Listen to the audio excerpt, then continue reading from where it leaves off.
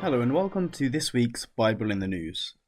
Since the October 7th attack on Israel, there has been a low-level war of attrition between Israel and the Hezbollah terror group. This has forced 60,000 Israelis to be evacuated from the bordering towns and villages, living in bed and breakfasts and hotels with their lives on hold for nearly a year now. Over the last week, the conflict in Israel's north has escalated.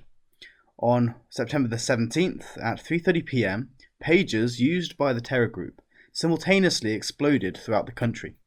It is believed as many as 50,000 devices may have been involved in the initial attack. Pagers are devices that have generally become obsolete in the mobile phone age. However, the Hezbollah leadership were concerned by the cyber abilities of Israel and believed that modern digital communication were at risk of interception by Israel's Mossad. To counter this, Hezbollah ordered a large shipment of pagers, which are so outdated that they are difficult to hack. Little did they know it, but by doing so, they had allowed a different type of Trojan, the Trojan Horse. The pagers were officially made by a Taiwanese company named Gold Apollo. However, it was quickly found that they had been manufactured by a different company under license named Back Consulting. It is believed that the company was in fact a Mossad front. Each device had the insides completely redesigned to create space for a small plastic explosive charge made from PETN. Once a signal was sent out, each device would use the battery to detonate the explosive. The vast majority of the pagers were in the possession of Hezbollah terrorists at the time of the explosions. According to some reports, the device would ring, and when the user entered the password, the pager would immediately explode. This would likely have been to ensure that the owner of the device had the device when it exploded. Due to the small size of the pagers and explosives, only 12 were killed during the explosions, but over 2,750 were wounded. Not only did this take down Hezbollah's communication system, but also maimed a large number of their fighters.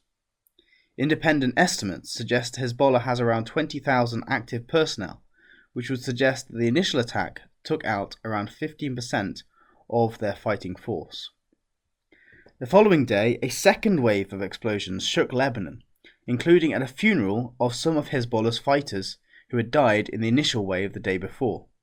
This time it was the walkie-talkie radios used by Hezbollah terrorists.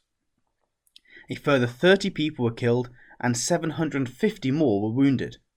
This brought the number of Hezbollah casualties to nearly 3,500, nearly 20% of their active personnel. Hezbollah leader Nasrallah said they considered it a declaration of war, and since the attacks, the number of rockets fired from Lebanon have increased dramatically.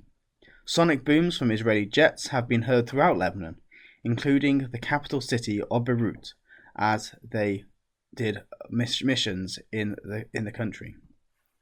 While it is still unclear whether this will continue to escalate or whether it will return to its post-October 7th new normal, this is by far the most serious escalation at Israel's northern border since the deadly attacks of October 7th.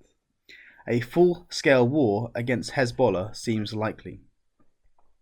Israel's aim would be enforcing the UN Security Council 1701, which was adopted after the 2006 Lebanon War. It called for Hezbollah fighters to stay north of the Litani River in Lebanon and away from Israel's border. However, since 2006, Hezbollah have dug in far to the south of Litani and have stockpiled between 40,000 and 120,000 missiles, with missile and rockets that target Israel.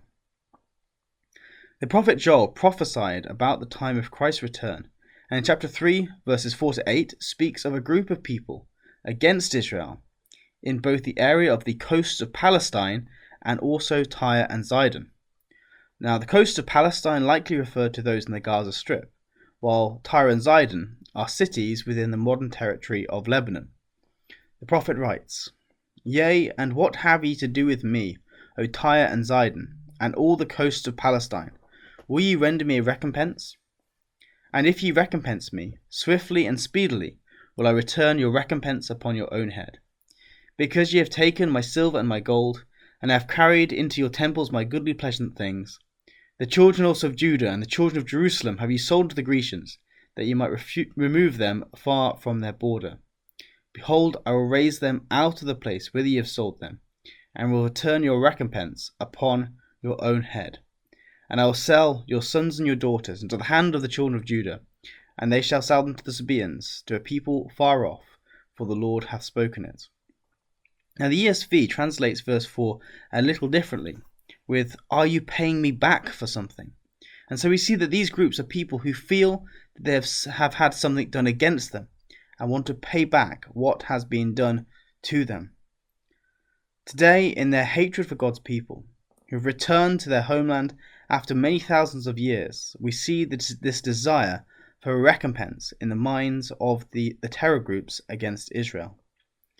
Now, as we see, these groups talked about in prophecies of the time of the end, and so we do expect them to be there at the time of Christ's return.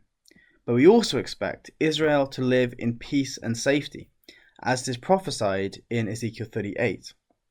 So as Bible believers, we can expect to see these groups considerably weakened and their ability to attack Israel removed, but also to expect them to continue to exist with a grudge against God's people until that time when they are empowered by the Gogian invasion. This has been Paul Barnes joining you for this week's Bible in the News. Join us again next week for another edition of Bible in the News.